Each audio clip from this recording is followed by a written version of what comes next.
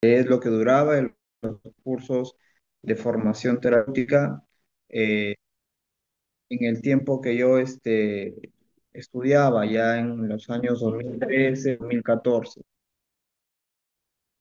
Entonces,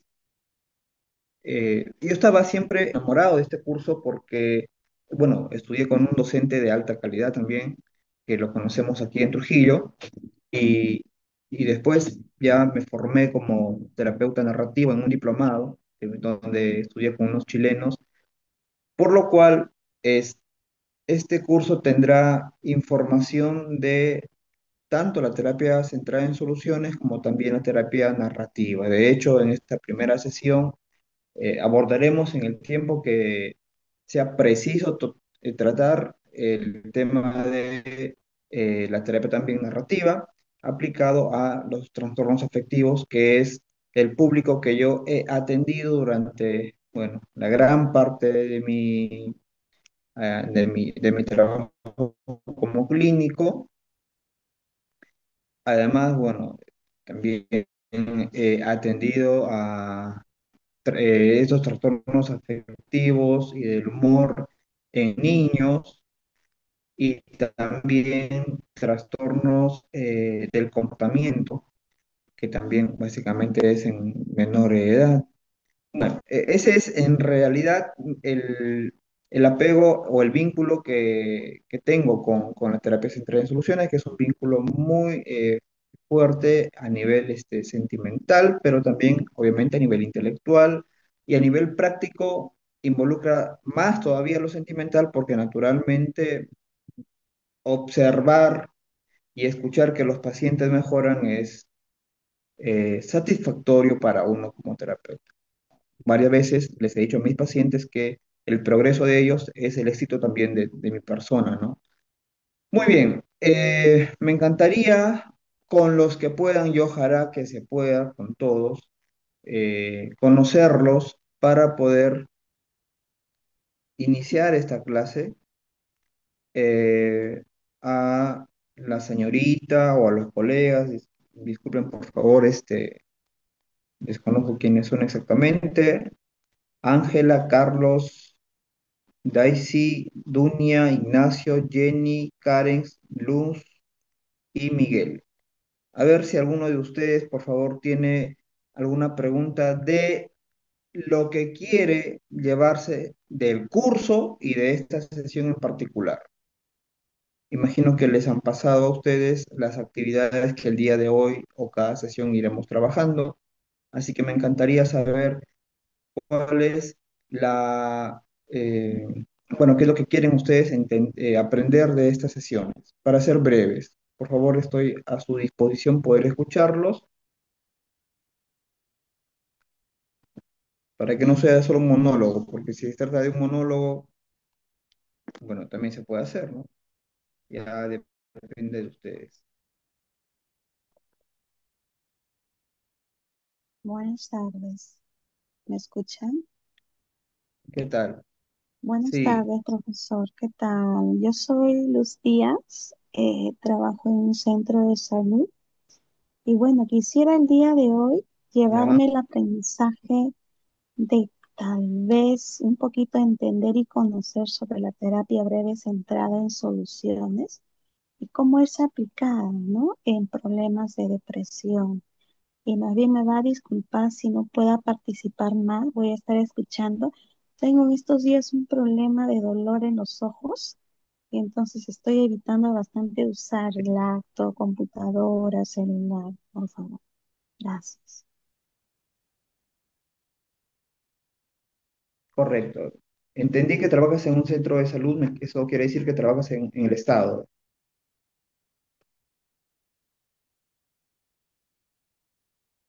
es Sí, decir, profesor. el sector público, ¿no? Sí, Genial. profesor. Muchas gracias. Muchas gracias, Luz. ¿Alguna otra persona que quisiera compartir el proyecto que tiene básicamente para poder, de este curso, su Sí, maestro, impresión? buenas noches. ¿Ah? Aló, maestro. ¿Qué tal? Sí, buenas tardes, maestro. Yo soy estudiante de psicología de cuarto ciclo y me da interés conocer desde ahora, ¿no?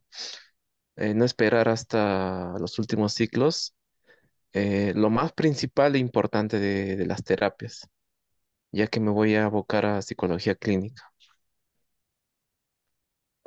Perfecto. Muy bien, muy bien, muy bien. La importancia de las terapias mencionadas. ¿Alguien más? O si no, ya para dar, muchas gracias, Carlos, muy amable de tu parte. ¿Alguien más? O si no, para dar de una Eh, vez respuesta. Sí, sí, le escucho. por mi parte, bueno, yo ya soy, como mi anterior compañero, estudiante de psicología, ya terminando casi la carrera. Estoy en prácticas actualmente y, claro, ¿no? Tengo el deseo de abocarme por la rama clínica y siempre he escuchado bastante acerca de este enfoque de soluciones breves, por así decirlo, de Giorgio Nardone, ¿no? Entonces, como me gustaría tener una especie de iniciación, porque tampoco he tenido la capacidad o la oportunidad de ahondar mucho en ese aspecto, ¿no? De las terapias, de esa terapia en específico. Perfecto, muchas gracias, Ignacio, muy amable. ¿Alguien más? Si no, para dar inicio. Con todo gusto. Trabajen de Muna, enriquecer consejerías de razón. Mm, Aquí la colega, me parece, dice que trabaja en Nemuna y le gustaría enriquecer las consejerías de razón emocional. Ya, muy bien. Bueno, muchas gracias también a la señorita Karen, Karen Bazán. Muy bien. En principio, este, bueno, no sé si Karen, bueno, Karen ya tiene que haber terminado en todo caso, la carrera. Bueno, vamos siendo concreto con este punto, ¿ya? Yo también inicié mi formación en psicoterapia cuando estaba cursando el 11.º ciclo. Entonces, bueno, es el último ciclo en la UCB en mis tiempos, no sé, yo tengo 35 años, y eh, cursaba ya, mientras finalizaba la carrera, yo realicé mi internado en un policlínico que tenía también el área de psiquiatría, que he escuchado alguna vez a Scope, que esto es la parte del Valle de la Libertad, y paralelamente estudiaba psicoterapia, ¿no? En este caso la psicoterapia centrada en soluciones. Giorgio Nardone también forma parte de la terapia, de las terapias breves, ¿ya? Pero él sí tiene un manual específico sobre cómo tratar, no sé si ha evolucionado ese manual, porque yo estudié ese manual hace más de 10 años y para el tiempo que yo lo había estudiado ya tenía este, más de 5 o 6 años de antigüedad, o sea, imagínense, son 15 años. Imagino que ha ahondado más Giorgio Nardone, el creador de la terapia breve estratégica, en el tratamiento de trastornos. La diferencia con la terapia centrada en soluciones es simple en relación a la terapia estratégica breve. La terapia centrada en soluciones también trabaja con trastornos, pero no tiene un manual específico sobre cómo tratar, por ejemplo, el trastorno de depresión, el trastorno de ansiedad, el trastorno de el comportamiento. No, no hay eso. O tratar otro tipo de trastornos que puedan existir o que hayan existido en el DSM 4TR, en el 5, en el CIE-10, en el CIE-11. No. Simplemente nosotros escuchamos al paciente y luego comenzamos a desglosar cuál es el motivo de consulta y lo que conocen como historia del problema, nosotros ahí hacemos un encuadre de lo que el problema o lo que nos comenta la persona como problema o dificultad tiene como causas, ¿sí? Esto es importante ahora saberlo, Carlos e Ignacio, porque ustedes, no sé si ya estudiaron psicopatología, bueno, Ignacio sí, Carlos no sé, ¿ya? Pero lo que sí nos importa es tener claro que en este caso, la depresión tiene síntomas, ¿ya?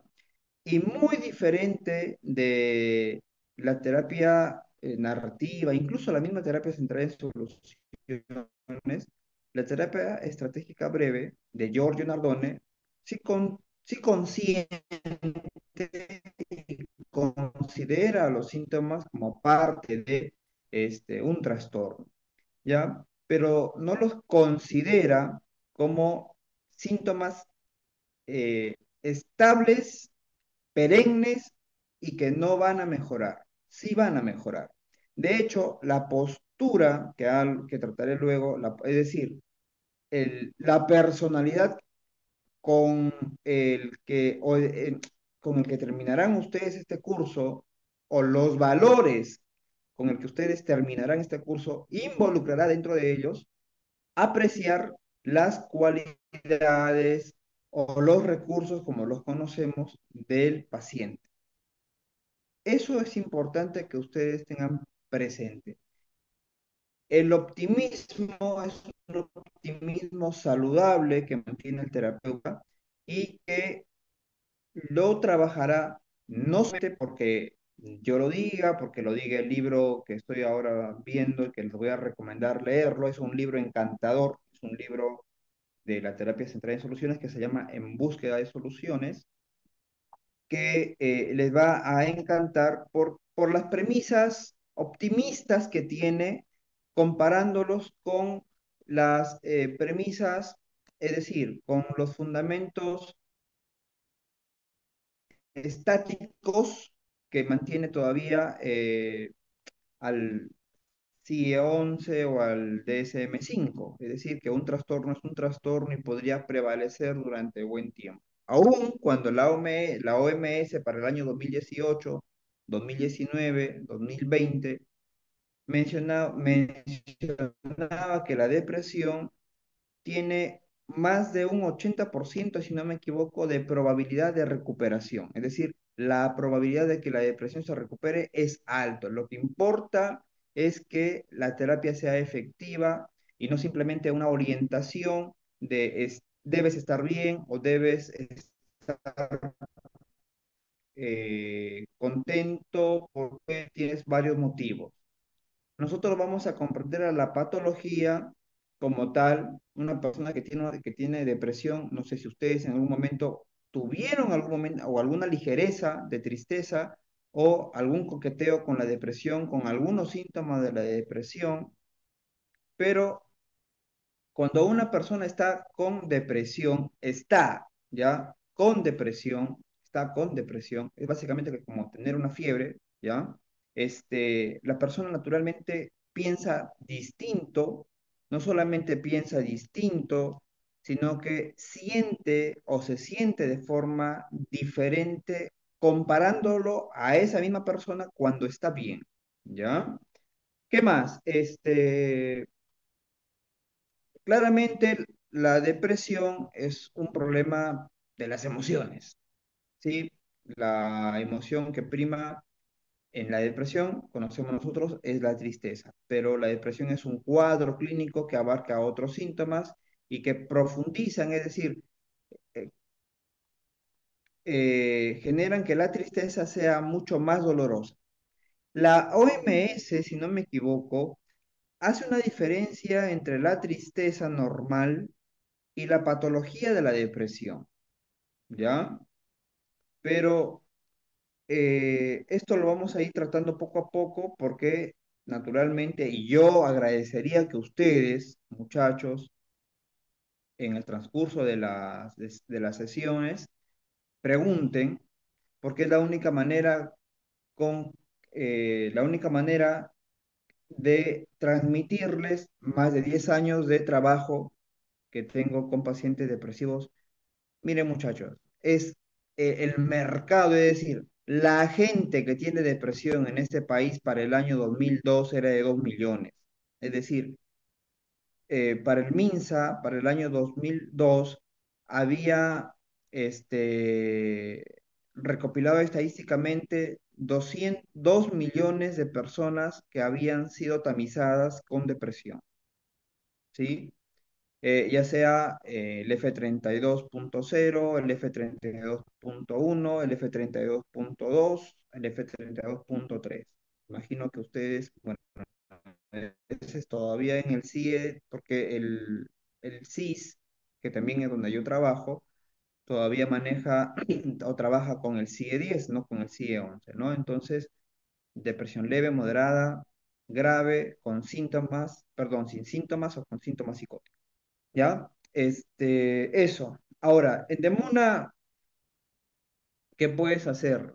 Ahí sí no tengo mucha expertise porque no he trabajado, salvo creo un mes, en un momento cuando finalicé la carrera, pero sí te sirve para cuando estás con no lo llaman paciente, ustedes en Demuna básicamente son conciliadores, básicamente los psicólogos. eh, lo que podría hacer es una orientación, pero con fundamentos de la terapia basada o centrada en soluciones. Entremos en el corazón de la terapia, para lo cual sí me encantaría, por favor, quien esté a cargo de las diapositivas,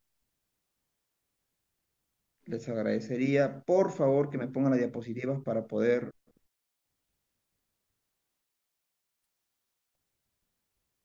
si hacen prevención, perfecto.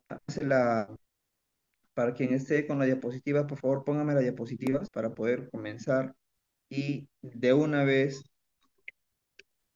iniciar este tema. Estimado ¿Listo, Luana? magíster, estoy Por favor, las compartiendo la diapositivas. pantalla. Estoy mostrando la Perfecto, diapositiva. perfecto. A ver, consulto con el resto. ¿Ven las diapositivas?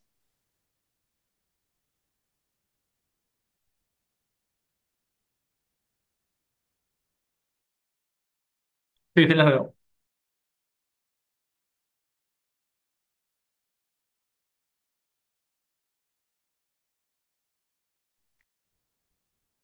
Perfecto. Muy bien. Lo que tenemos que entender aquí, gracias, muchas gracias, señorita. ¿Cómo se llama usted quien me está ayudando con las diapositivas? Buenas tardes, soy Ruth Pérez, mm, a, a cargo de la parte Ruth. de Secretaría Académica del Instituto. Perfecto. Muy bien, Ruth. Muchas gracias. Ruth, voy a estar encantado de poder trabajar contigo. Vamos al corazón entonces de la terapia centrada en soluciones, de la terapia centrada en soluciones, que es importante, ¿ya? Como terapeutas, nosotros, ustedes, de nuevo, al finalizar este curso, de todas formas van a reconocer excepciones, en los pacientes. Las excepciones vienen a ser aquellas situaciones donde el paciente, pudiendo tener el problema, pudiendo tener el síntoma, pudiendo sufrir por la depresión en este caso, hace algo y no sucede el sufrimiento, no sucede el síntoma, no aparece el problema. Es una excepción, es un momento donde no hay el problema, ¿ya? En segundo lugar, hola, en segundo lugar,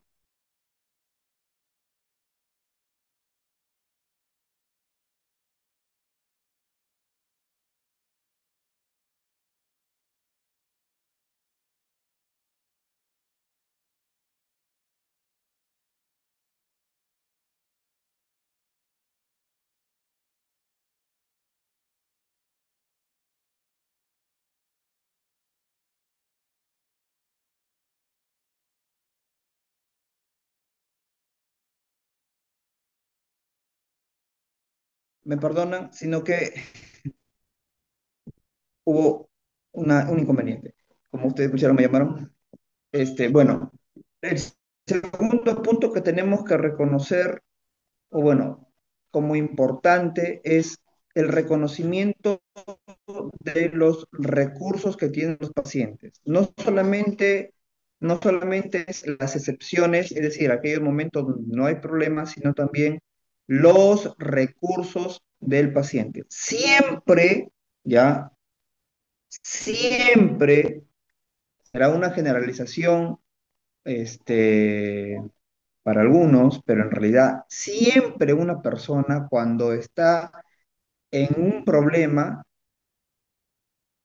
eh, responde de manera poco asertiva o asertiva, o que le favorezca.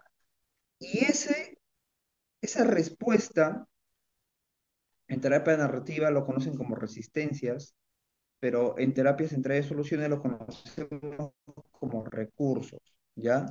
Esos recursos nosotros lo vamos a tener que identificar incluso desde el motivo de consulta, incluso cuando el paciente se esté quejando, ¿sí?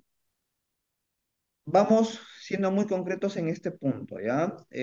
Tengo claro que Luz no va a poder, no va a poder hablar, no va a poder estar, a prender su cámara al menos, pero espero que el resto sí, o hablar también, pero lo que debemos tener presente en este punto es el siguiente cuando nos comentan su motivo de consulta y aquí sí entendamos lo siguiente, ¿ya?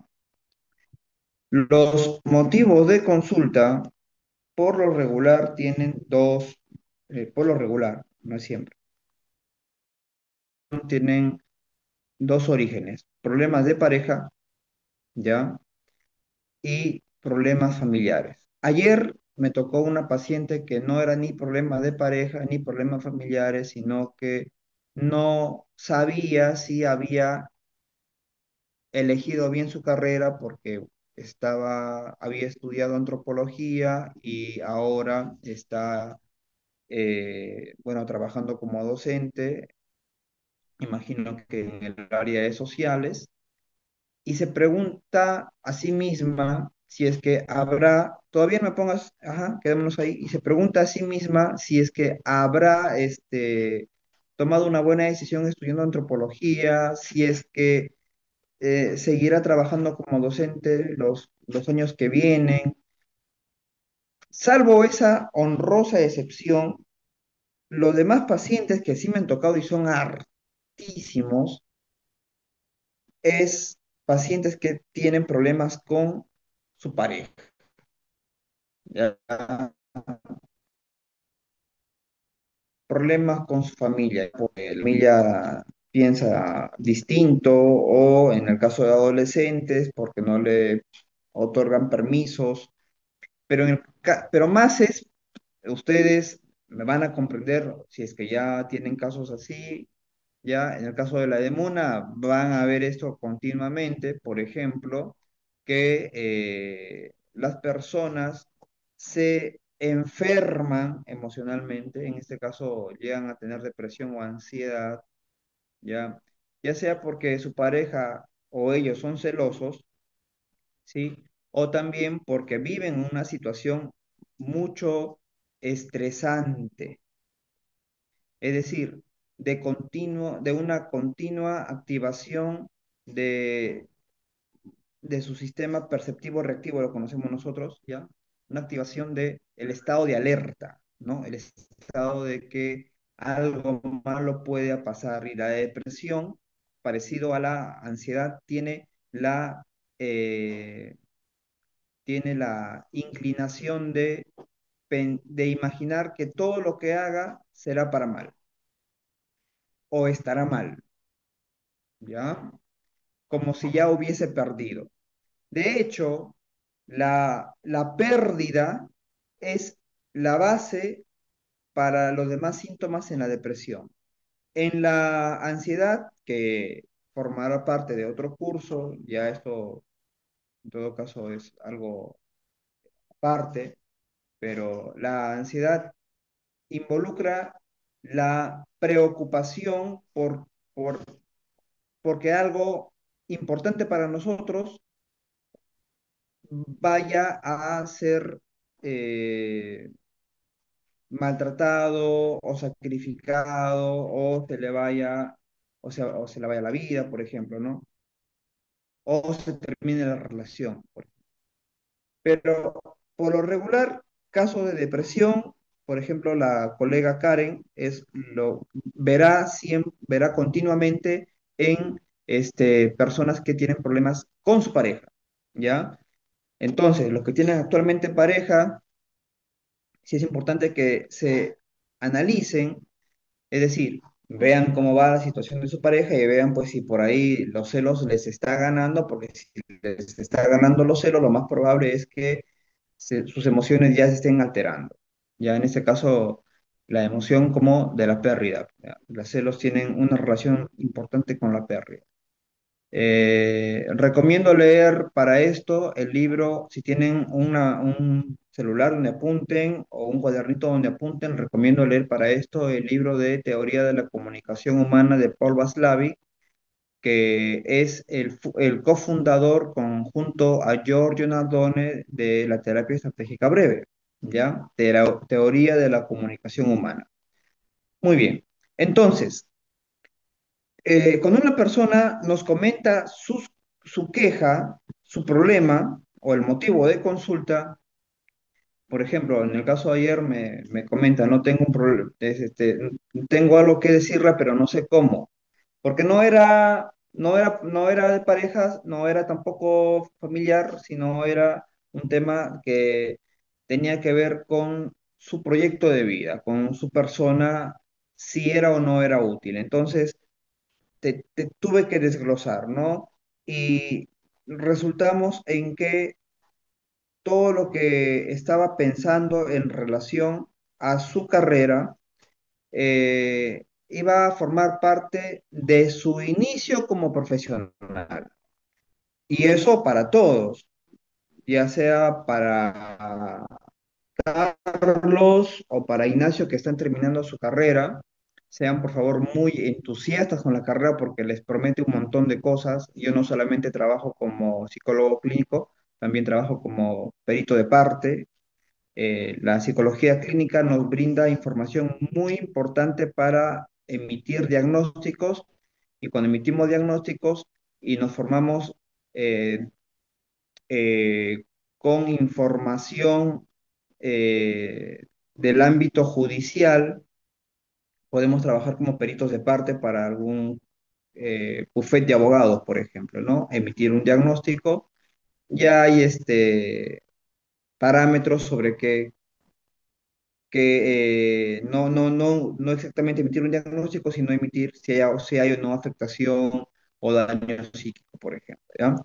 Pero en el motivo de consulta, siempre la persona nos va a decir, me ocurre esto, o sea, por ejemplo, me ocurre que no sé qué hacer con mi vida, no sé si estudié mi carrera, ¿ya?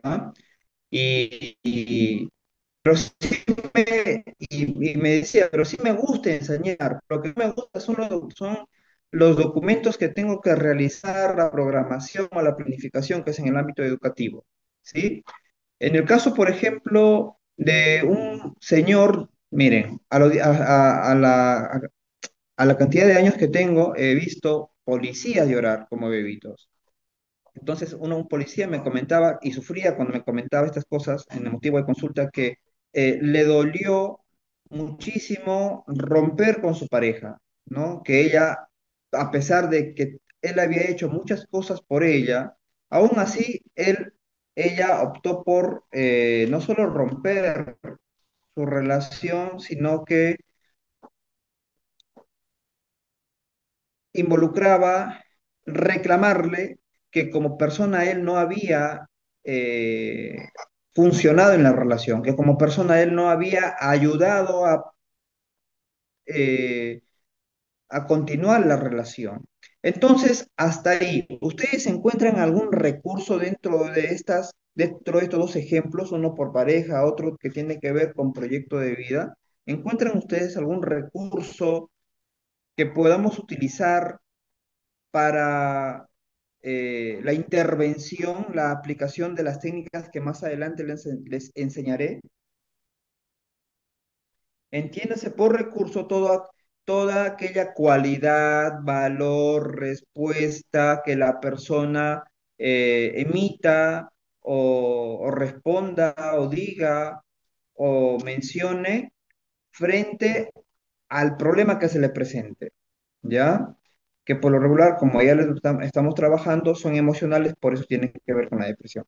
En estos dos casos, ustedes pueden observar algún recurso por parte de las personas que les he comentado. Me encantaría, por favor, que me respondan. Si no, pasamos directamente, han ingresado más. Si no, pasamos directamente, a ver, levanten la manito o simplemente comenten. Sí, sí, no se le escucha al psicólogo, ya. La pregunta es, en los ejemplos que les he puesto, donde una joven de aproximadamente 27 años comenta que no sabe qué hacer con su vida y que actualmente está trabajando como docente, le gusta enseñar a los niños, ya, pero no se ve a sí misma durante muchos años haciendo documento de planificación de clases, por ejemplo. Y en el segundo caso les mencioné a un policía que su relación se terminó y no solo se terminó porque la señora, su pareja terminó con él, sino que además lo acusó de no poner de su parte para que la relación continúe. Hasta ahí, ustedes pueden identificar algún recurso, algún valor, alguna cualidad por parte de estos dos pacientes que tuve. Bueno, en primer lugar creo que identificaron un problema y pidieron ayuda, ¿no? En el sentido Perfecto, ya vamos bien. identificaron un problema, pidieron ayuda. Y también que saben más o menos qué cosa quieren o más bien qué cosas no quieren, ¿no? Para el futuro. En el caso de la primera chica, es el caso de yo no quiero hacer planificación de clases, ¿no? Para futuro, ¿no? Correcto, Y en el segundo caso, bueno, eso ya sería un tema tanto más distinto, ¿no? De pareja. ya. ¿Y cuál sería ahí el recurso, Ignacio? Me encantaría, por favor, si puedes apoyarme con la respuesta. ¿Cuál sería el recurso en este caso del policía que no solamente se enfrentó a la ruptura de su relación, sino que su pareja lo acusó de que él no apoyó en continuar esa relación? Bueno, tal vez tiene el recurso de el saber por qué terminó la relación, ¿no? Ya, Entonces ya sabe ya, en qué áreas mejorar para el futuro, por así decirlo. perfecto. Ya, ya, ya. Cuando digo perfecto es porque te estoy escuchando. Ya, muy bien. Gracias, gracias Ignacio. Muy precisas tus participaciones. En el caso de la joven de 27 años que es antropóloga, es, el recurso básico es que le gusta enseñar, ¿ya? Y en el caso del policía, a ver, para que ustedes lo comprendan, si ustedes están, por ejemplo, enfermos un día, soportan un día, el segundo día siguen soportando, el tercer día siguen soportando el malestar o el dolor que pudieran tener porque el médico les dice que el tratamiento va a durar varios días, ¿ya? Entonces, soportar una situación que es incómoda o difícil, eso no es un recurso.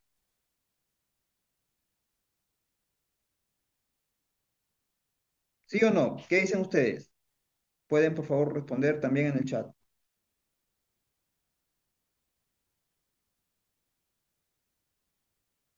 Soportar una situación difícil, eso no es un recurso. Ignacio, voy a pedirte que por favor me respondas. Sí, dice Karen, o dice Ignacio. Bueno, creo que depende de la situación, ¿no? Porque muchas veces soportar una situación complicada más bien es algo contraproducente, ¿no? Pero en este caso sí es algo Ya, positivo por parte del policía, ¿no? Más bien demuestra que es capaz de soportar tensión, por así decirlo, ¿no? perfecto, perfecto. Claro, es un recurso. Claro, sería contraproducente si hablamos de una mujer que está siendo maltratada, por ejemplo, ¿no, Ignacio? Que está siendo maltratada ya muchos años y que viene, bueno, aguantando ese tipo de maltrato y ya no solamente involucra nuestra carrera de poder trabajar con ella, sino involucra también que Karen, que trabaja en la DEMUNA, intervenga, ¿no? En la DEMUNA algún psicólogo que trabaje en el SEM o la policía, ¿no? Pero se aprende de las situaciones difíciles. En este caso, el recurso de resistir o aguantar una situación complicada. Mencionaste, me parece, Ignacio, que implicaba aquello, en el caso de la antropóloga, tener claro qué es lo que uno no quiere, tener identificado aquello que uno no quiere. Y no nos lo está diciendo, pero ya forma parte de un recurso.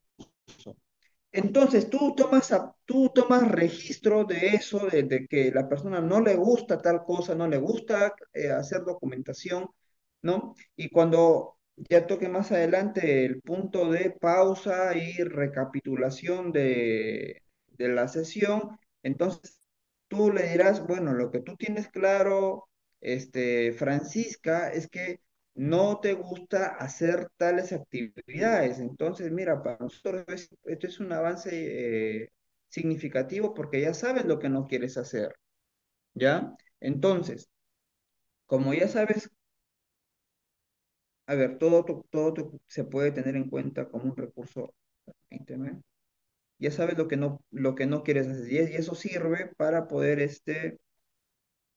va a hacer uso de algún recurso. Todo autoconocimiento se puede tener en cuenta como un recurso bajo este enfoque. Claro, sí, claro. Toda identificación de algún malestar, en realidad. ¿Ya? Nosotros, como psicólogos, debemos trabajar siempre, debemos, digo, con el examen mental. El examen mental nos arroja un montón de síntomas que podrían estar mal en el paciente. ¿Sí? Pero no solamente podrían estar mal, sino que también formarían parte de las cosas que podremos utilizar nosotros, aun cuando no son recursos, podemos utilizar nosotros para ayudar al paciente. Y les comento algo más. En el libro En busca de soluciones, si no me equivoco, hay una parte en el capítulo número 2 de Desafiando Presupuestos, claro, se llama, o sea, desafiando las bases teóricas de otros eh, de otras enfoques, menciona que menciona al iniciador o al precursor de todas las terapias sistémicas, ya que viene a ser el hipnoterapeuta Milton Erickson. Y Milton Erickson no solamente veía potencial en los recursos, sino potencial en los síntomas. ¿Imaginan eso?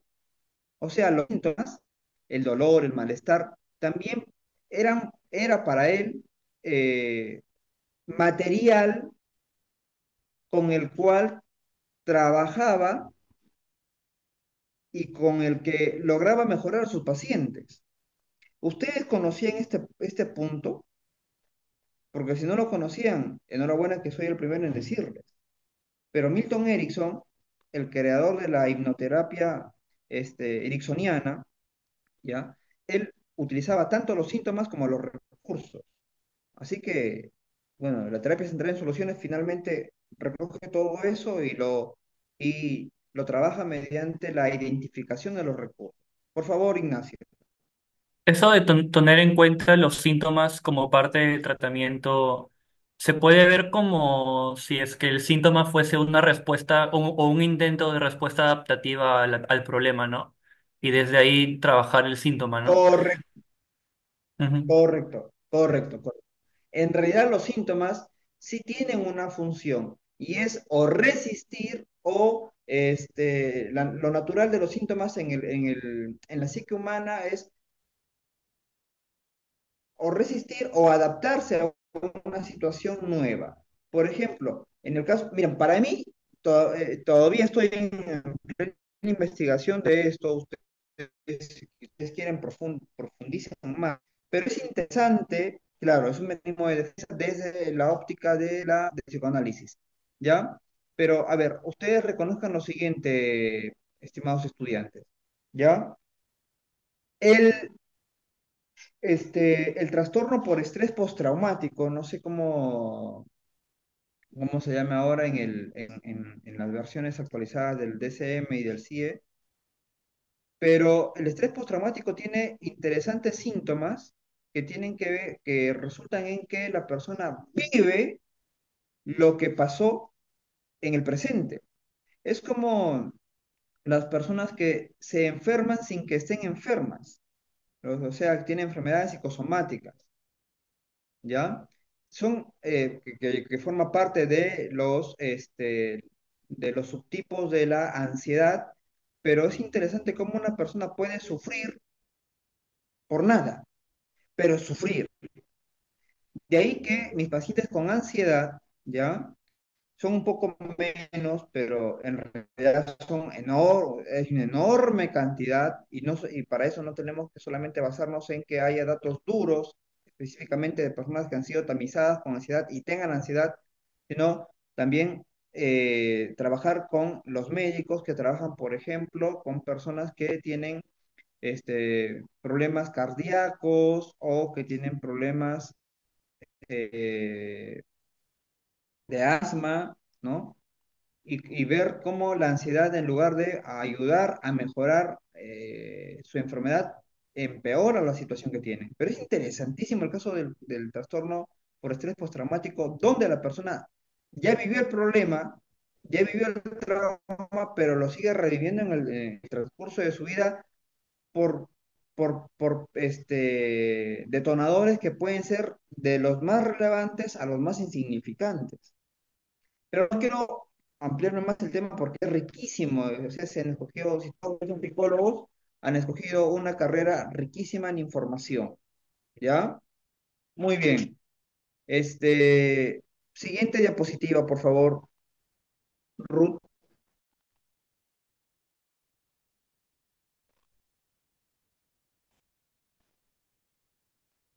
Gracias. Muy bien.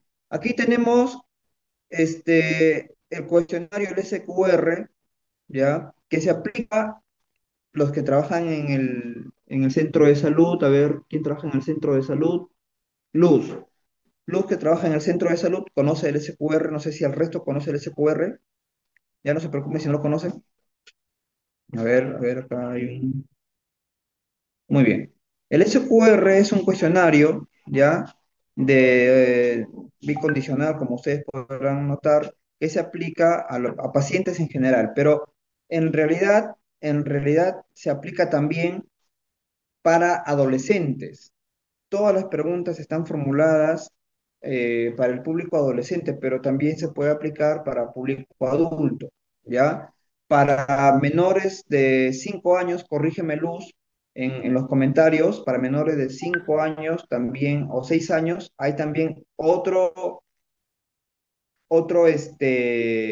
cuestionario, ¿ya? Que ayuda a identificar si el menor de edad tiene o no depresión en función a su comportamiento, por ejemplo, de no solo su comportamiento en cuanto a la conducta, sino también el comportamiento del sueño, el comportamiento de la alimentación, si habla o no de la muerte, como acá ustedes verán en el ítem número 7 del SQR número 18. Ahora, la subescala que está en la mano izquierda, en su pantalla izquierda, ¿ya? La voy a ampliar. Este es el de Goldenberg, ¿ya? Tiene solamente, a ver, si no me equivoco, nueve, ¿ya? Nueve, preguntas, ¿ya? Que básicamente también sus respuestas son de sí y no, ¿ya? Y como ustedes podrán notar, tiene un enorme parecido con el cuestionario del SQR, pero el de Goldenberg tiene una particularidad. Habla de, por ejemplo, poca energía, ¿sí? Desinterés, falta de confianza, ¿ya? Desesperanza, dificultad para concentrarse, pérdida de peso o aumento de peso, también menciona otras escalas, ¿ya? En el caso del SQR, no habla del peso exactamente, ¿ya? Hay otro cuestionario que sí se utiliza para adultos, pero no habla del peso. Ahora, quiero mencionarles todos estos síntomas que se evalúan, ¿ya? Que se evalúan. Hablar, además del peso, por ejemplo, está el problema o el síntoma del insomnio, que podría ser o un síntoma o un trastorno aparte de la depresión, ¿ya? Y también el enlentecimiento. Una característica, muchachos, en los pacientes con depresión es que son no solamente lentos para moverse, sino también lentos para hablar, ¿sí? O sea, la articulación de su lenguaje es pobre, ya es muy lento. No se debe a una falta a que la persona sea así, sino que forma parte de otros síntomas que se observan en el paciente, ¿sí? O también, la última pregunta dice, tendencia a encontrarse peor por las mañanas. Esto básicamente tiene que ver con que la persona sienta que nuevamente tiene que soportar todo un día de malestar. Ya, a ver, Luz, voy a leerte para el beneplácito de todos. En el centro de salud se usa el PSC-17 para niños y adolescentes, es el distinto. Es un tamizaje para detectar problemas emocionales, atención y de conducta. Imagino Luz que también utilizan el SQR porque el otro es problemas emocionales. Ya el SQR identifica depresión e identifica otros trastornos emocionales también, otros trastornos emocionales.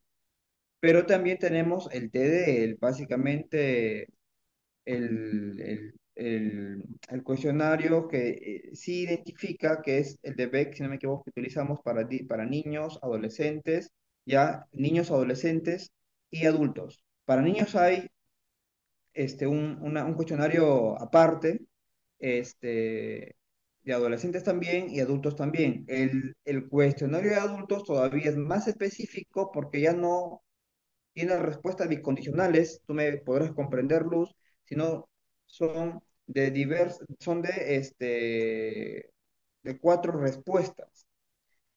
Eh, Nunca, muy poco, frecuentemente o siempre.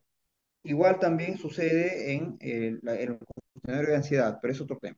¿Ya? Pero básicamente vamos nosotros a encontrar los síntomas y miren, mis colegas que tienen la formación en terapia centrada en soluciones, les van a, me van a, podrían apedrearme si les digo por decirles lo siguiente, mejor dicho, ¿ya? Ustedes, ¿ya?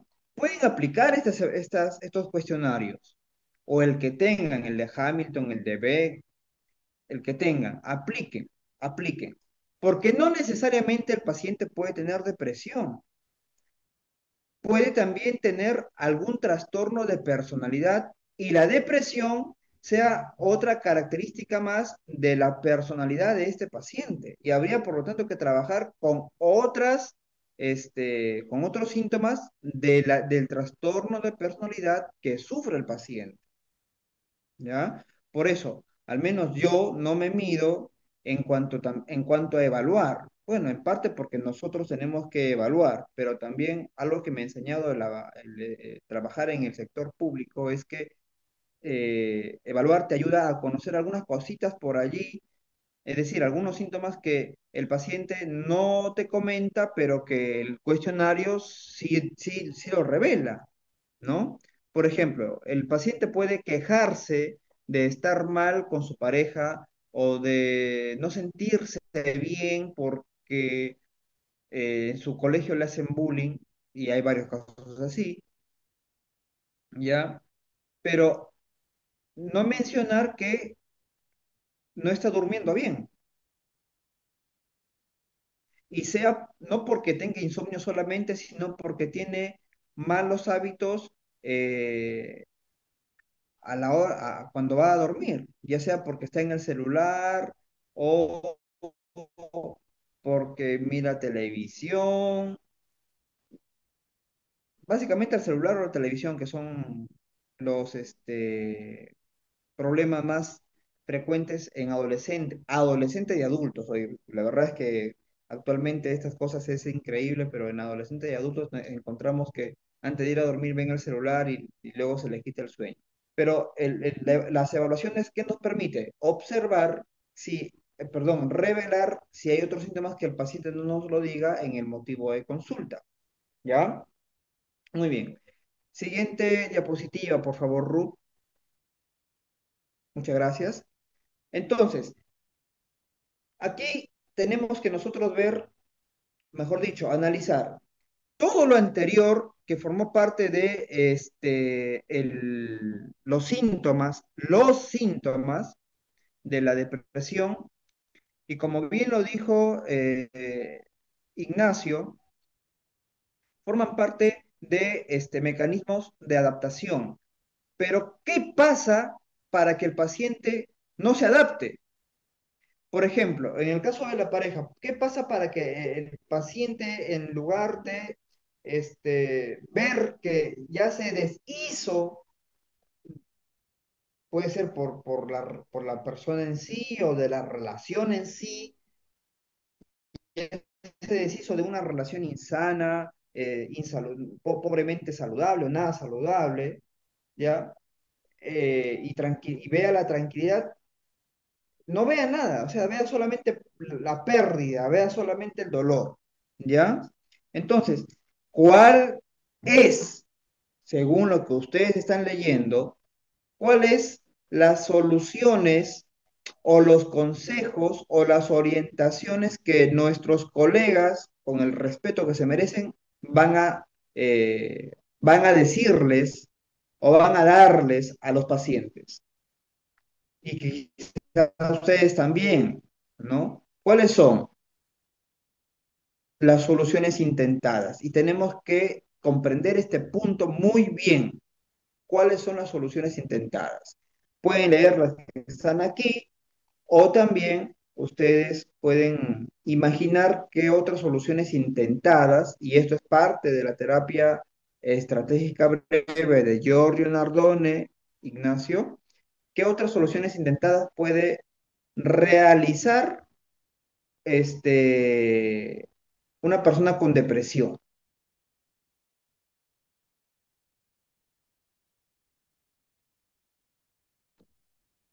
A ver,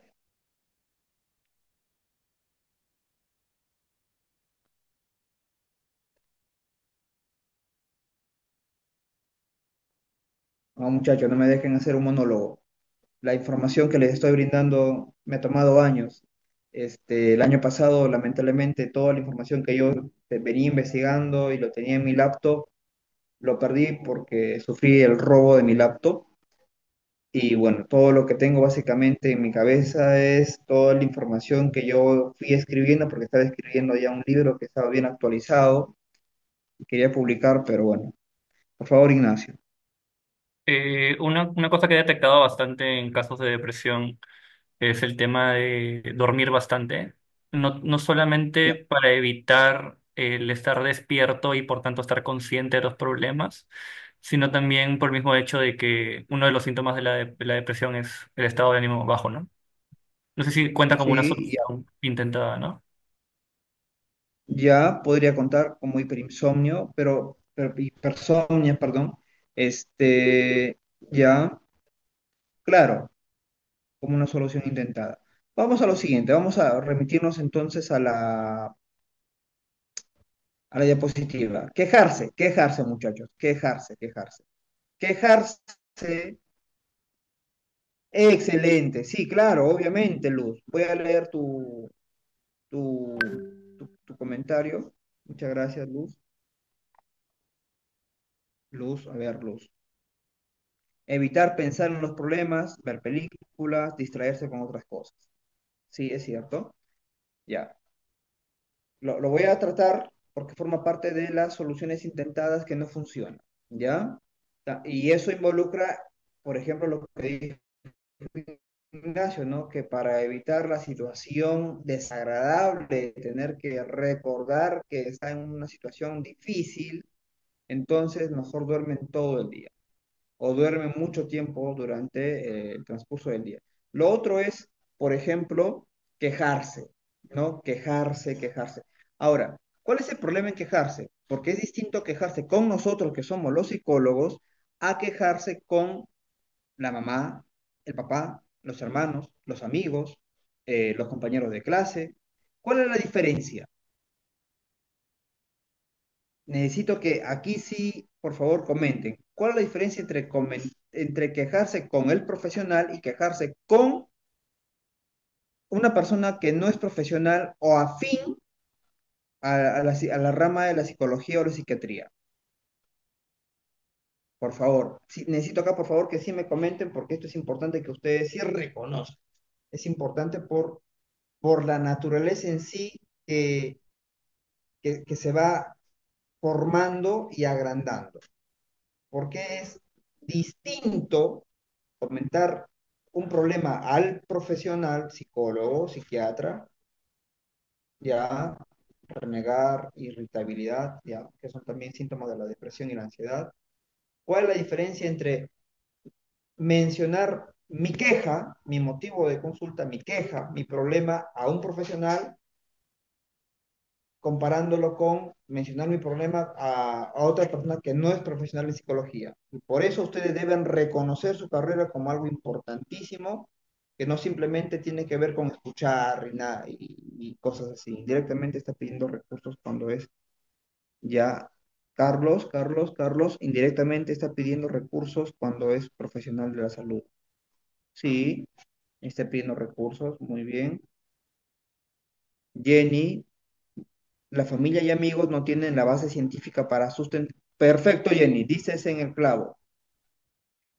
Nosotros como profesionales, al escuchar el problema del paciente, el motivo de consulta, nosotros lo que vamos a identificar es qué problema tiene, qué trastorno tiene, qué síntomas tiene.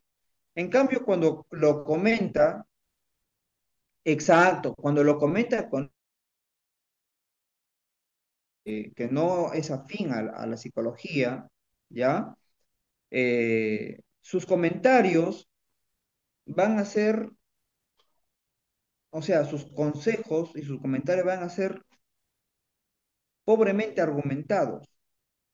Y lo que sí y lo que sí va a pasar con estas personas en su buena intención de querer ayudar es decirle, mira, pero tú tienes a tu familia que te quiere, ¿no? Tú debes sentirte bien. Mira, yo pasé por esto mismo y terminan hasta contándole sus propios problemas como eh, una forma de querer ayudarlos y resulta que eh, no se sienten escuchados, resulta que su problema aparentemente es tan grave que no, los demás que quieren ayudarlos no lo ayudan, ¿no? Entonces es como que, y encima los amigos a ver, sí, claro, claro, tengamos en cuenta que el trastorno, mira, te comento, el trastorno ansioso depresivo es totalmente complicado, pero fuertemente complicado porque reúne síntomas de los dos trastornos, pero para no perderme del punto anterior, ¿ya? Los amigos y la familia terminan incluso reprochando a nuestro paciente, si fuera nuestro paciente, ¿por qué no mejora aún con sus consejos? O sea, en lugar de ayudar, empeora. Entonces, ahí está la diferencia con nosotros. Nosotros cuando vamos a escuchar literalmente y vamos a ir encuadrando cuáles son sus recursos, cuáles son las quejas, cuáles son los síntomas, perdón, cuáles son los síntomas, los recursos, y en consecuencia lo que vamos a ir es, bueno, no les gustará a muchos psicólogos o a muchas personas que se dejan hoy día guiar por algún tipo de, de teoría más de la actualidad, pero vamos a ir clasificando a las personas, ¿no? O sea, este es un depresivo, ¿no? Y la verdad es que no solamente lo hacemos nosotros, sino también la persona que me enseñó psicoterapia también lo hacía, ¿no? Esta persona tiene rasgos depresivos y tiene también eh, ¿cómo se llama? Síntomas psicóticos. Por ejemplo, porque la depresión grave puede ser con psicosis o sin psicosis, es decir, con síntomas psicóticos o sin síntomas psicóticos. Entonces, eso es lo que es el psicólogo. El psicólogo escucha y va identificando el problema en dónde se van dónde se va clasificando, ¿no? Por la naturaleza de las quejas, si eso no es racional, ¿ya? El juicio de la persona, y aquí me apego al examen mental, porque nosotros no nos despegamos nunca del examen mental. El examen mental, por ejemplo, mide el juicio, ¿sí? El juicio de la persona. Entonces, una persona con depresión va a tener deteriorado el juicio. ¿Por qué? Porque se va a inclinar más hacia lo que siente antes que a respuestas racionales o comportamientos racionales. Entonces, es distinto quejarse con un familiar, con un amigo u otros, a quejarse con un profesional, porque tú vas a escucharlo. Y aún, por ejemplo, en el caso de Carlos, que me parece, Carlos, que está en cuarto ciclo, tú, Carlos, podría decir, ¿sabes qué? Mira, te voy a escuchar, pero por favor te pido que me permitas escucharte esta vez mientras yo analizo tu caso y lo podemos conversar y, o sea, aquí en la clase, lo podemos conversar y le dices a tu paciente, mira, te voy a escuchar, pero en la siguiente sesión te doy mi respuesta. Es distinto a quejarse con una persona cualquiera, perdóname por favor la expresión, espero no ofender a ninguno de ustedes con esta persona, una persona que desconoce de psicología, desconoce de síntomas psicológicos y psiquiátricos y simplemente da consejos al azar, ¿ya? Entonces, nosotros sí escuchamos para analizar. Los que vamos teniendo más experiencia, vamos ya delimitando qué síntomas, si está no perjudicado su juicio, si el humor o el afecto están mal o alterados, ¿ya? Entonces, y en función a eso vamos a brindarle una respuesta. Por ejemplo, en el caso de Karen, en la de Muna, después de escuchar, puede brindarle una respuesta utilizando analogías o metáforas que le o brindar o brindarle orientación mediante un consejo que ella crea conveniente. La otra solución intentada es hacerse las víctimas y lamentablemente, hacerse las víctimas es eh, es un comportamiento de las personas que sufren depresión, ¿sí? Para llamar la atención. Y nosotros ya reconocemos este punto como manipulación, ¿sí? Les comento el caso de bueno, nosotros vemos gestantes. Tú me vas a entender, Luz, que nosotros atendemos gestantes adultas o menores de edad. Y cuando son menores de edad, muchas veces el padre, en mi caso, el 90% son adultos y el 10% son menores, las parejas de las gestantes, que son menores también de edad, o sea, tienen menos de 17 años o 17 años a menos. ¿Y qué pasa?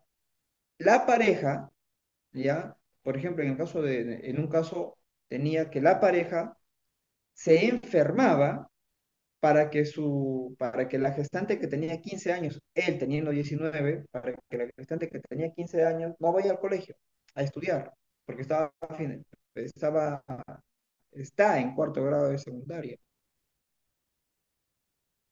Entonces, esta persona solicité, porque fue una teleinterconsulta, Care, Luz me comprende perfectamente a qué me refiero.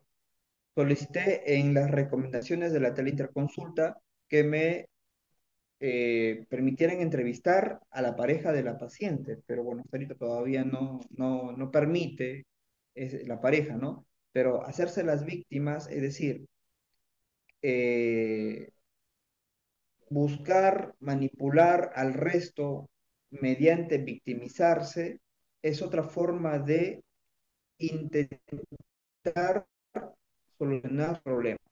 Y eso vamos a ver dónde particularmente en parejas. Es decir, si tú tienes tu enamorado, si ustedes tienen su pareja, ¿no? Y utiliza el victimismo en los muchachos. A ver, una vez, cuando todavía estaba estudiando, me dijeron, no tienes que valorar a tu pareja.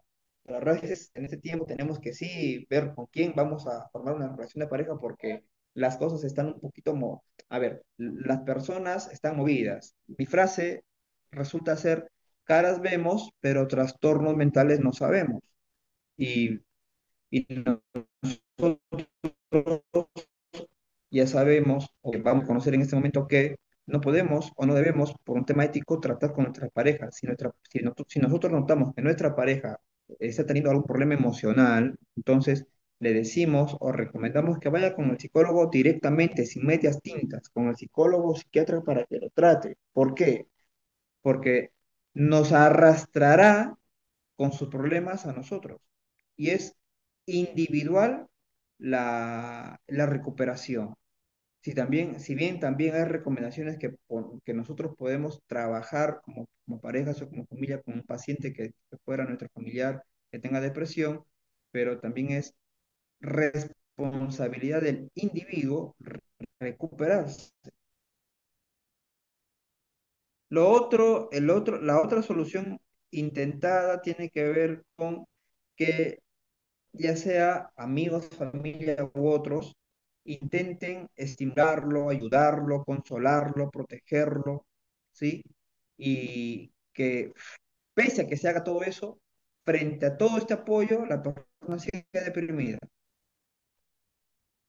En este caso, tuve un padre, es decir, atendía a un padre de familia que se sentía terriblemente mal y la familia hacía de todo para que se sienta bien. Es decir, por ejemplo, pasaban tiempo con él, le decían que él iba a hacer iba con él, no tenía ninguna enfermedad, ¿ya? Pero lamentablemente sí tenía problemas familiares con su pareja, con la madre de sus hijos. Entonces, bueno, se sintió mal y parece que iban a terminar y, bueno, él tomó el punto dos, que es hacerse la víctima, ¿no? Pero ya sí se enfermó después intensamente con varios síntomas de depresión y por más que los hijos buscaban que él se sienta bien, en lugar de sentirse bien, se sentía peor porque no era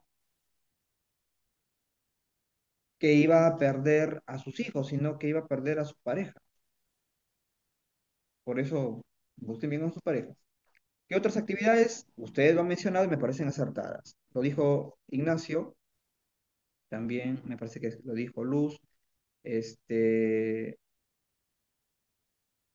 Acá está evitar pensar, distraerse con otras cosas, ¿ya? Evitar pensar es una solución muy, muy intentada. De verdad, ustedes, bueno, Luz me parece que comentó esto, vamos a encontrar muchos pacientes que no quieren pensar en su situación y que terminan pensando aún más en eso, ¿ya? Es lo contradictorio que tienen los síntomas. Lo caprichosos que son, ¿ya? Muy bien. Siguiente diapositiva, por favor, Ruth. Muy bien. Entonces, en esta primera parte, en esta primera, claro, de la intervención, esta primera fase de la intervención, si se puede trabajar con la familia, se llama también a toda la familia. Si es que el paciente, ¿ya? Eh, si es que, sucede, ustedes me van a dar la razón en esto porque por lo regular pacientes depresivos pueden venir por sí mismos, pero quienes van a conversar con el psicólogo o el psiquiatra son los familiares. Dicen mi hijo, mi esposo u otra persona se siente mal, se siente triste y quisiera que por favor usted lo ayude. Ya, bueno, entonces ahí se trabaja con la familia y con el paciente. Y la recomendación, que la vamos a ver en otra sesión, no hoy, ya, la recomendación particularmente es también familiar. Luego vamos a hacer una reestructuración del sistema perceptivo reactivo. Perceptivo es todo lo que sus, ¿cómo se llama? Sus sentidos logran captar, y reactivo es todo lo que él o ella responde frente a lo que logra captar. Por favor, Ruth, creo que vas a hablar, no sé si eres tú. Así es, maestro. Eh, Tenemos un espacio para irnos al break. Por favor, Ya, profesor, solicito ese espacio de 10 minutos para que los estudiantes, nosotros también podamos ir al break. perfecto. Terminado Antes de ese ir al tiempo, break, retornamos para continuar. ya, son exactamente según mi hora 6:28, 6:38 estamos volviendo. Como ustedes podrán notar, muchachos, es información amplio, es muy riquísimo la historia o los casos que tengo, así que por favor, después del break o después de este pequeño receso, si tienen las preguntas por hacer, háganlas. Ya, comenzamos entonces el receso.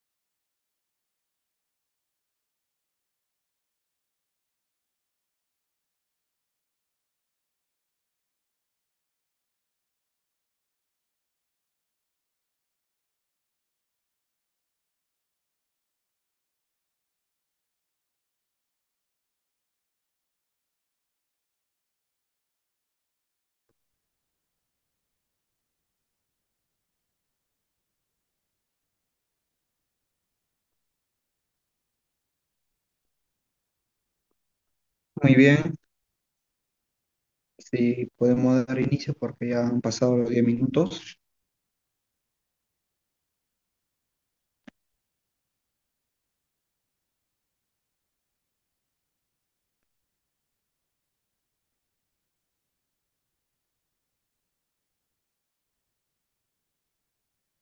Ya, pasamos. Ya, nos hemos quedado en esta parte. Me encantaría a todos los presentes, a ver si tienen hasta aquí alguna consulta, por favor, para ser preciso en mi respuesta, porque el tiempo que tenemos ya es poco, si bien ya entramos a una parte de la entrevista, de la primera parte de la entrevista, que tiene que ver con conocer el motivo de consulta. ¿Alguna pregunta que les haya aflorado en la mente?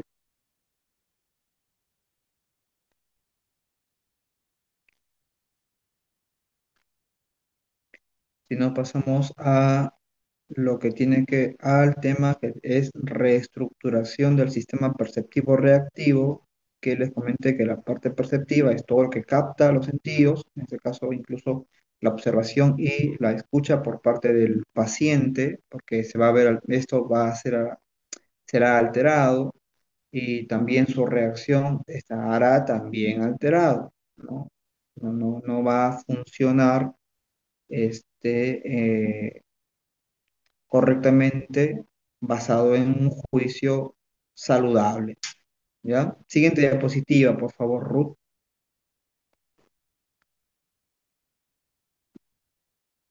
Excelente. En la etapa uno, en el comienzo de la intervención, ¿ya? Vamos conociendo este punto. Nos quedan básicamente, creo, dos diapositivas. La definición del problema, que tiene que ver con cuál es el problema que nos está comentando el paciente. Es importante que, si bien escuchar toda la queja del paciente, definir cuál es el problema, es decir, en qué te afecta esta situación o este problema. Ah, es que me afecta en que, bueno, mi pareja no quiere regresar conmigo, listo. O me afecta en que me duele que hayamos terminado. Me afecta en que no quiero envejecer haciendo tanta documentación. No, yo quiero otra cosa. Me afecta en que eh, creo que se va a ir con otra persona y me va a dejar y yo podría estar solo o sola. Definir básicamente cuál es la afectación de esa situación sobre el paciente. ¿En qué le afecta ese problema que está comentándonos en el motivo de consulta? Luego, identificar las formas específicas de resistencia, captura sugestiva del paciente, establecimiento de una relación terapéutica de plena confianza y colaboración. A ver, muchachos, en este punto, cuando habla de resistencia, es decir, la resistencia tiene que ver con aquellos intentos de solución que no han funcionado, pero que sigue haciéndolo.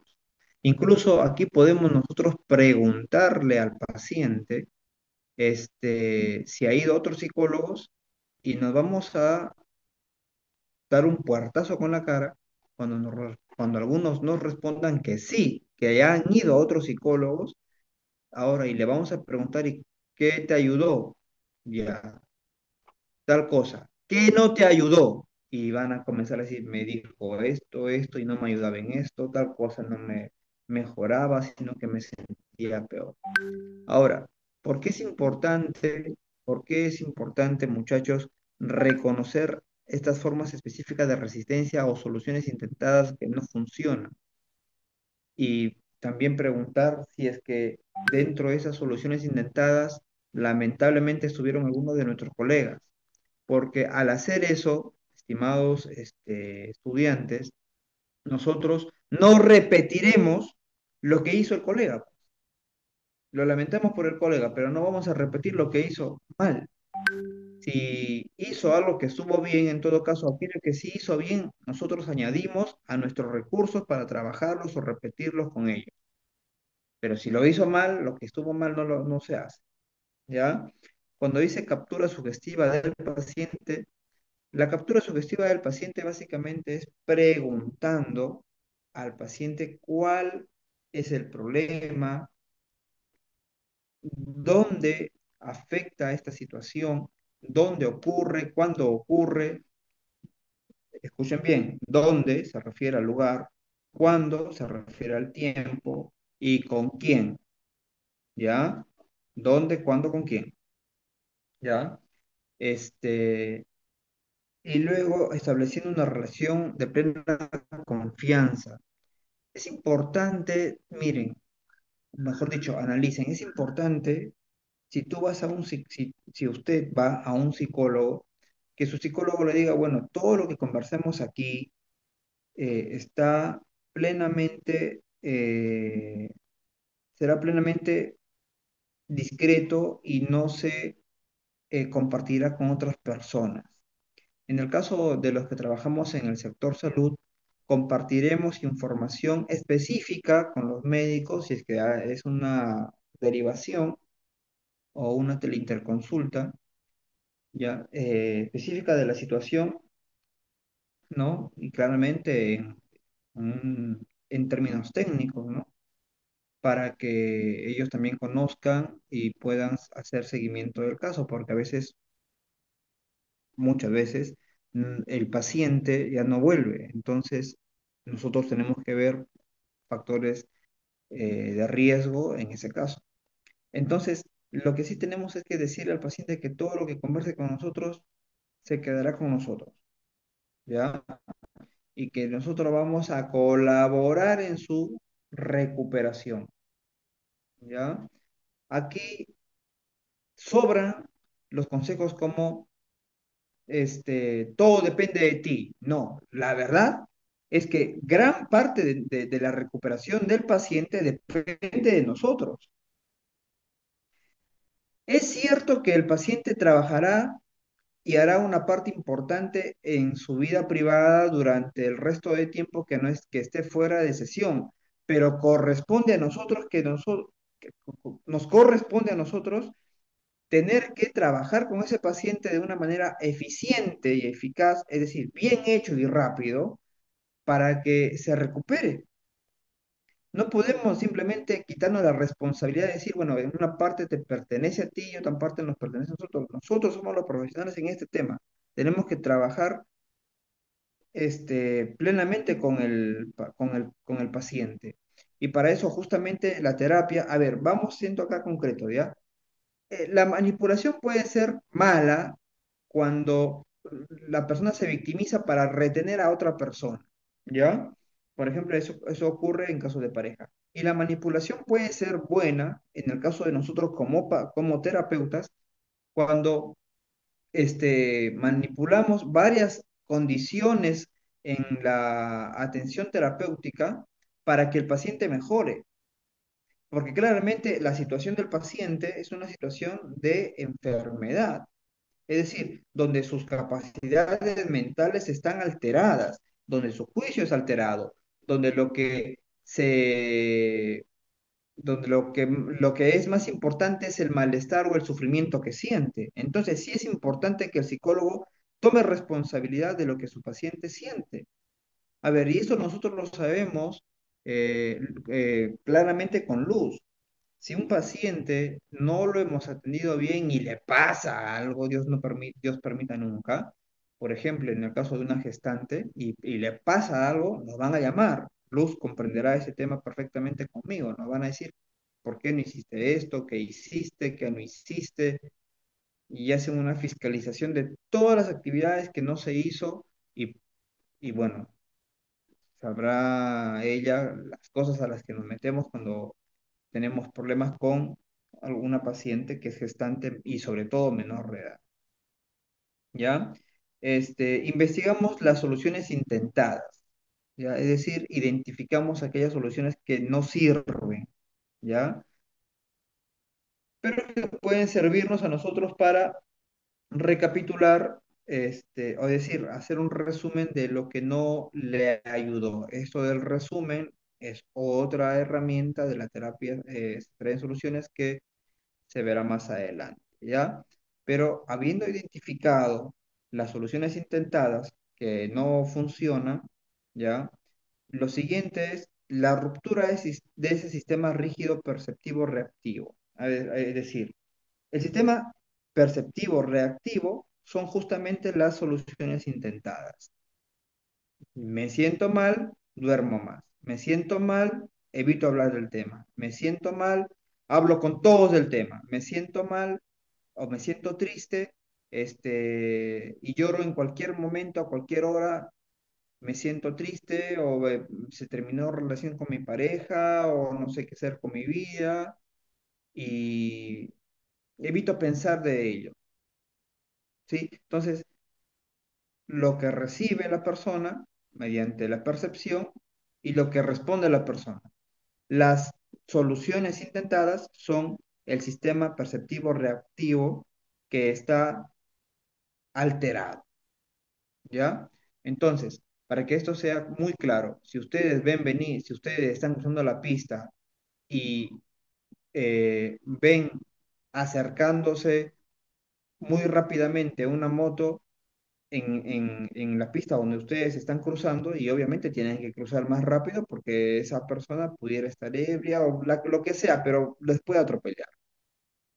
La persona que tiene un problema en su salud mental, en este caso un problema emocional, como consecuencia de una disminución de su juicio, lo más probable es que si ve la moto simplemente o se deje o se quede ahí o espere que pase algo. La verdad es que cuando una persona, y respondiendo a lo que preguntó, creo Carlos, una persona que tiene depresión y ansiedad, la verdad es que tiene problemas bien fuertes, ya porque la depresión y la ansiedad, sus síntomas son una desgracia para la persona que lo sufre. Luego vamos a marcar objetivos. Los objetivos es importante que los vayamos definiendo con el paciente, ¿sí? Yo como terapeuta puedo opinar sobre qué objetivos debe tener mi paciente, pero es mi paciente quien me va a guiar hacia dónde quiere ir. Y estos objetivos tienen que ser tienen características para empezar. Y un objetivo, por ejemplo, no será, no quiero seguir llorando. Ese no es un objetivo, ¿ya? El objetivo es, ya, no quieres seguir llorando. En lugar de no seguir llorando, ¿qué es lo que sí quieres? Ah, bueno, lo que yo sí quiero en todo caso es en el día estar tranquilo, mirando mi tele, o salir a pasear, ya. Son esos objetivos más tangibles que se pueden realizar y que de hecho tienen una fecha donde se pueden realizar, ¿ya? Entonces, acordamos con el paciente cuáles son los objetivos que él quiere. No son objetivos descritos en negativo, no quiero tal cosa, no quiero de esto, no quiero sentir eso, no. Descritos en positivo, quiero tal cosa, quiero sentirme así, quiero hacer esto, quiero hacer otra actividad. Dicho eso, en el quinto punto comienzan las primeras maniobras terapéuticas que en este caso tienen que ver con preguntas discriminantes. Y las preguntas discriminantes, muchachos, ustedes los conocen. Por ejemplo, puede ser preguntas que nosotros en la terapia estratégica breve son preguntas de un aparente, eh, eh, de una aparente respuesta, ¿no? Que es básicamente preguntarle, ¿y te sientes mal por las noches o te sientes mal por las mañanas? Y bueno, la persona puede responder, no, la verdad es que yo me siento mal por las noches. Y otro puede responder, no, la verdad es que yo me siento mal más en el almuerzo. Cuando estaba junto con mi pareja, siempre hemos almorzado juntos. Ah, ya, listo, muy bien, te sentiste mal con tus parejas. Seguimos haciendo preguntas discriminantes, preguntas que cierran, es decir, cierran el abanico de posibilidades de lo que hizo la persona o de lo que hace la persona que le hace sentir mal. Entonces, ya, tú te sientes mal cuando vas a almorzar. Sí, cuando voy a almorzar. Ya, porque eran momentos donde almorzaba con tu pareja. Sí, ok. Este, ¿almorzabas en tu sala o almorzabas en su dormitorio? ¿Dónde más almorzaba? Ya. Hay una ilusión de alternativas. Lo conocen en la terapia estratégica breve. Almorzábamos más en la sala o almorzábamos más en el dormitorio. Listo, ya, muy bien. Almorzábamos más en el dormitorio, entonces, listo. Y bueno, almorzaban conversando o mirando televisión. Y siempre hay la ilusión de alternativas para cerrar el enorme abanico de posibilidades que nos va a decir la persona cuando que está comentando sus dificultades. Porque cuando comenta sus dificultades no nos lo comenta con precisión. Y lo que hacen las preguntas discriminantes es este, precisar el momento en el que, el momento, el lugar y la persona o las personas con quienes se sintió bien y por lo cual después se siente mal, ¿ya? Y estoy utilizando las paráfrasis que viene a ser lo que ustedes ya conocen, repetir la respuesta en mis palabras para que la persona entienda para que la persona se sienta escuchada y entendida, ¿ya? Y la reestructuración y las prescripciones, bueno, la reestructuración tiene que ver con que aquellos cambios, mejor dicho, aquellas soluciones intentadas, fallidas, en adelante se le va a recomendar, ¿ya? Se le va a recomendar realizarlo, no para que mejore, sino para conocer la naturaleza de su malestar. Ahora, eso forma parte de las prescripciones y como ustedes lógicamente tendrán presente, las prescripciones forman parte de otra sesión que hoy día no les puedo comentar porque, bueno, por un tema de juicio también abarca mucho el primer tema que es la parte de la definición del problema y todo lo que hemos visto hasta el quinto punto, hasta la parte de la paráfrasis y necesitamos conocer los recursos, necesitamos conocer las excepciones que forman, también tienen sus propios pasos y otras actividades que se hacen en el proceso, ¿ya? Para que luego de eso ya realicemos prescripciones, ¿ya? Pero las prescripciones sí forman parte también de la primera sesión, pero en este caso no vamos a trabajar sesión por sesión, sino, o sea, todo lo que se hace en una sesión, sino todo lo que complementa todo lo que compone la primera sesión. Y la primera sesión sí también se compone de prescripciones. Siguiente diapositiva, por favor, Ruth. Gracias, Ruth. La la reestructuración del activo, que tiene que ver, como le dije, con los intentos de solución fallidos, ¿ya? Tiene que ver con un diálogo estratégico, en donde las preguntas, como les comenté, son preguntas discriminantes, preguntas de ilusión de alternativas, donde la persona nos comenta un abanico de posibilidades donde se siente mal, que puede ser en diferentes lugares, con diferentes personas y en diferentes momentos, a ubicarlo en momentos específicos donde ya tendremos claro de qué manera sufre, con quién sufre, en qué momento, ¿sí? Cómo le afecta, ¿ya? Y luego de eso, como ya tenemos claro cómo está formado el problema, ¿ya? Es como la formulación de un problema matemático. Por lo regular, y entienden este punto claramente, muchachos, por lo regular los pacientes no formulan bien su problema. De hecho, ni siquiera se acercan a la formulación de su problema, solamente se sienten mal. Entonces, no se, por eso somos nosotros, no se sientan por ejemplo, decir, me siento mal por tal cosa, ¿no? No, ellos simplemente se sienten mal por cosas difusas que no saben o no tienen claro qué,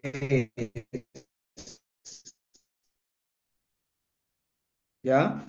Y luego, paráfrasis interrogativa. La paráfrasis interrogativa tiene que ver básicamente con decirle a la persona, bueno, devolverle la respuesta en forma de pregunta. Es decir, o sea, tú te sientes mal cuando estás, por ejemplo, almorzando en tu casa, almorzando en tu habitación, y donde almorzabas con tu pareja, ahí te sientes mucho peor comparado con cuando almorzabas con tu pareja en en tu sala, en tu comedor.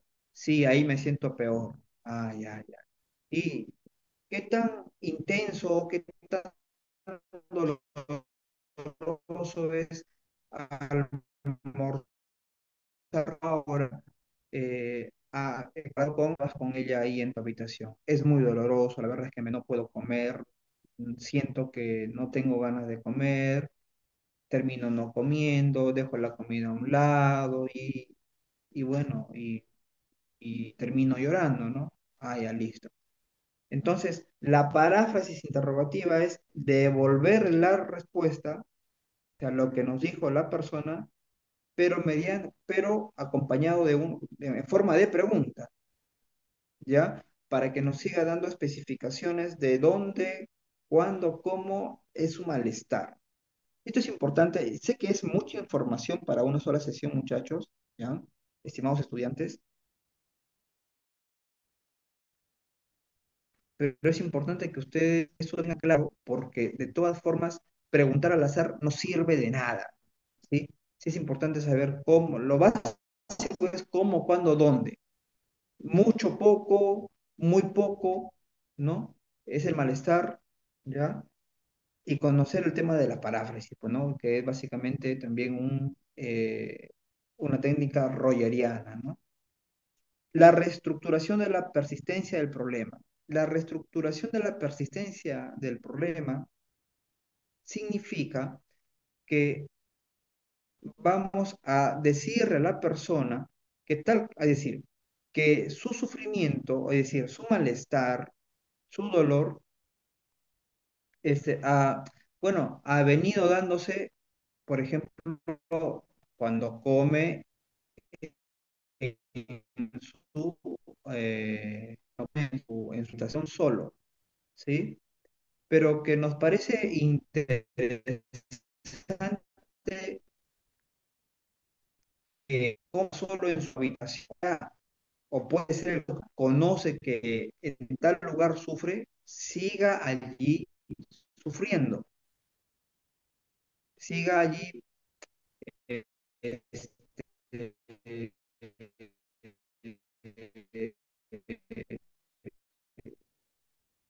incomodándose y lamento dice que son grandes, pero naturalmente tenemos que tener más tino con el paciente, ¿no? Lamento que tú ya conozcas dónde te sientes mal. Y estamos allí reestructurando, ¿por qué? Porque la persona no tenía en cuenta, solo hacía lo que las, hacía cosas que le hacían sentir mal. Y lo que nosotros hacemos es identificar y reestructurar. La mucho que tú comas o cuando estés solo, te sientas mal, te sientas triste, ¿sí? Entonces, es importante reconocer en este punto de esta entrevista que cada vez que tú te sientes mal, cada vez que tú te sientes triste, es cuando estás solo, ¿no? Entonces, es interesante para yo tomarlo en cuenta más adelante para las recomendaciones que te voy a dar, ¿ya? Muy bien. Luego es la reestructuración orientada al cambio del sistema perceptivo reactivo y de las soluciones intentadas fallidas. Bueno, muchachos. Si aquí está separado, es porque básicamente, o sea, separado el sistema perceptivo reactivo, es porque el sistema perceptivo reactivo es la primera parte de lo que la persona hace. La parte reactiva son las soluciones intentadas fallidas, ¿ya? Y la reestructuración tiene que ver, porque forma parte de la primera sesión, la reestructuración tiene que ver con, a veces, realizar o seguir realizando, por ejemplo, algo que nosotros conocemos como los 30 minutos de pasión, que involucra que la persona va a llorar durante 30 minutos todo lo que pueda, lo más intenso que pueda en ese momento, y luego de los 30 minutos procederá a irse al baño, secarse la cara y continuar con las demás actividades que tenga que hacer. Allí se reestructura, ¿sí?, el sistema perceptivo reactivo. ¿Por qué? Porque debemos aquí reconocer que se alteró su sistema perceptivo reactivo de captar información y reaccionar a esa información. Se alteró. Básicamente el juicio y las emociones se han alterado. Y las soluciones intentadas lo que hacen es mantener alterado ese sistema perceptivo reactivo. Las prescripciones, como los 30 minutos de pasión que ya les adelanté, eso todavía va para otra sesión con ustedes como clase. Las prescripciones se basan en función al conocimiento que nosotros tenemos ya del problema de la persona, del problema o de la queja de la persona, de la formulación, o sea, de cómo él percibe, de cómo él ha formulado o ha formado el problema, y de la identificación de sus recursos. ¿Está bien? Una vez que tenemos todo eso claro, la prescripción básicamente es otra fórmula de cómo la persona va a mejorar. Y va a mejorar no siempre por el lado de dejar de llorar, sino por ese mismo camino accidentado de, ¿sabes qué? Vas a llorar, pero no desorganizadamente. Es decir, llorar desorganizadamente sería llorar en cualquier momento. Y llorar organizadamente en adelante será llorar en un momento dado, en un lugar dado, durante 30 minutos y así todos los días, hasta que vengas a la próxima sesión. ¿Ya? Pero esa es una técnica que forma parte de otra sesión de esta clase. Esta, me parece, es, Ruth, la última diapositiva. He tratado de ser muy preciso en la información que les estoy brindando. Necesito, por favor, lo conocemos como feedback. Necesito respuestas o preguntas de ustedes para poder aclarar en este punto todo lo que ya venimos trabajando. Es amplia la información, muchachos, pero sí, por eso les recomiendo entonces leer o si el video será grabado, volver a escuchar el video o ver el video para que ustedes puedan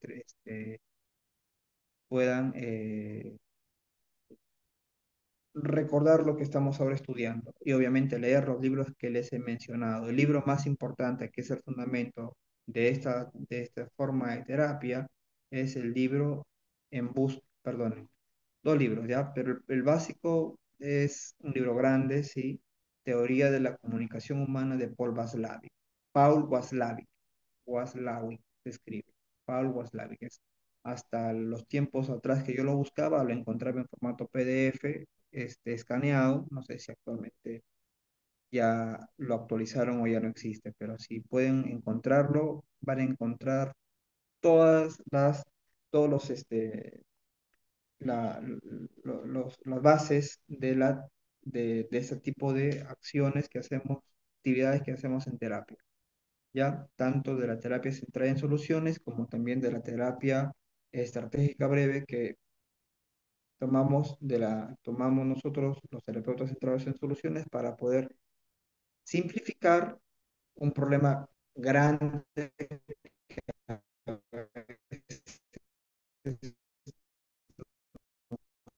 para un paciente.